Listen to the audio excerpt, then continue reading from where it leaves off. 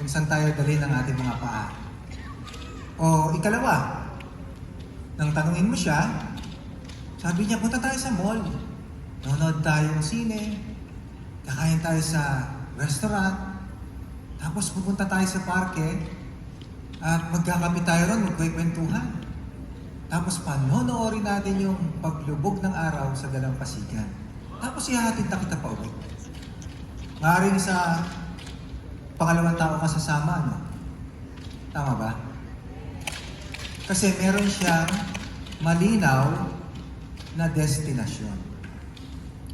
Alam natin ang istorya ng mga pinakamatagumpay na tao sa buong mundo. Meron silang isang katangian na nagkakahawig. At ito ay yung malinaw na patutunguhan. Kabisado natin yung istorya ng isang nagtitinda ng sapatos na ang gusto niya ay magkaroon ng pinakamalaking tindahan ng sapatos sa Pilipinas, kung saan naroon na rin yung iba't ibang mga tindahan.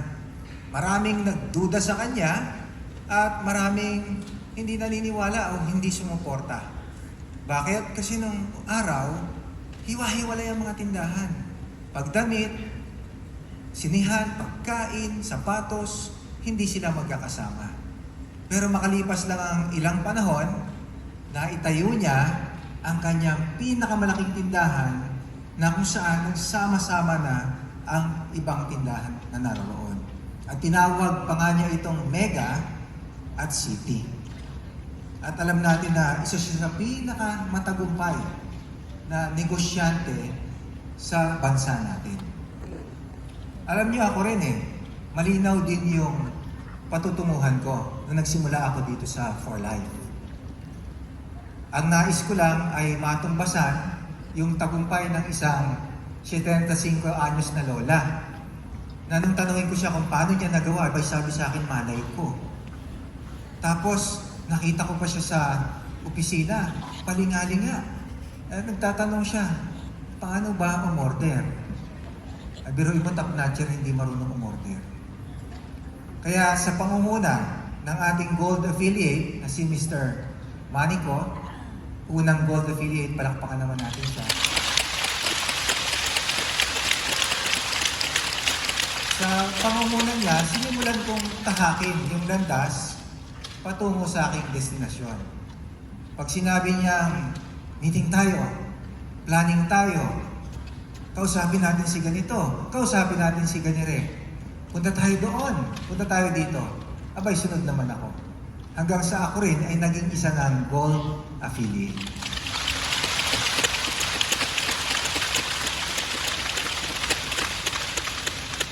Kaya mahalaga talaga yung pangunguna.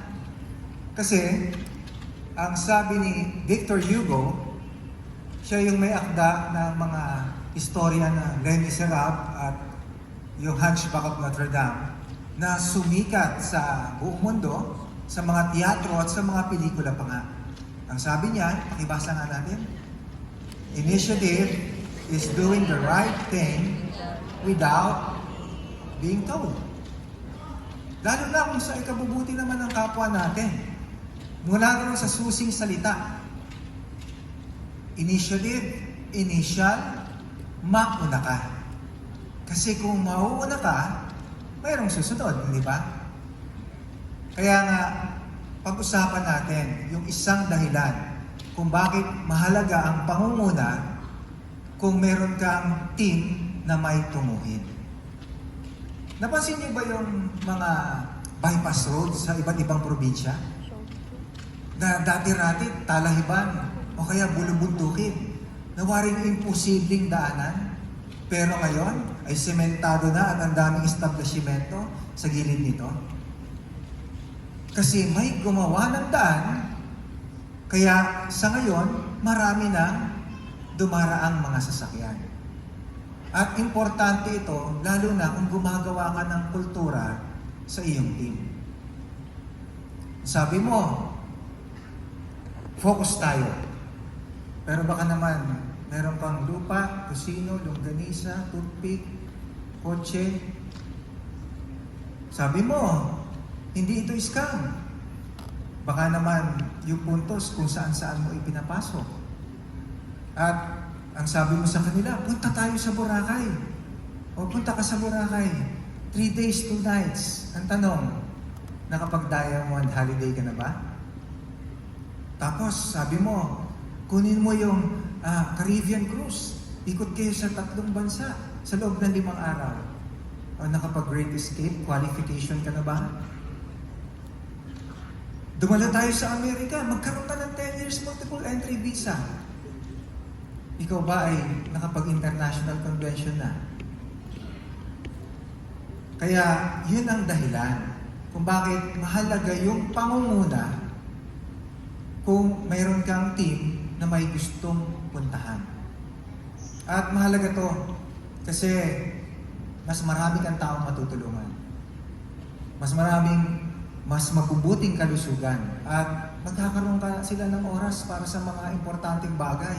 Hindi lang yung trabaho ng trabaho. Kaya hinihikayat ko kayo, mga kasama natin dito.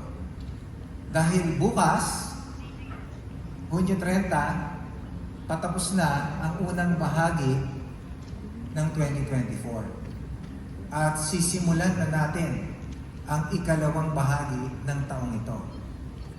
Kaya ang hinihikayat ko kayo, mga kasama, na magkaroon ka na ng malinaw na tunguhin at manguna ka sa pag-abot nito.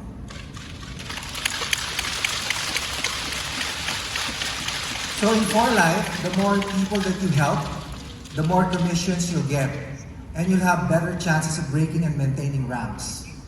With thousands of active For Life Philippine affiliates, being part of our next set of awardees are truly outstanding.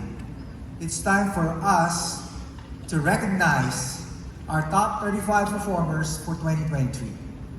The top 35 performers are distributors who consistently maintain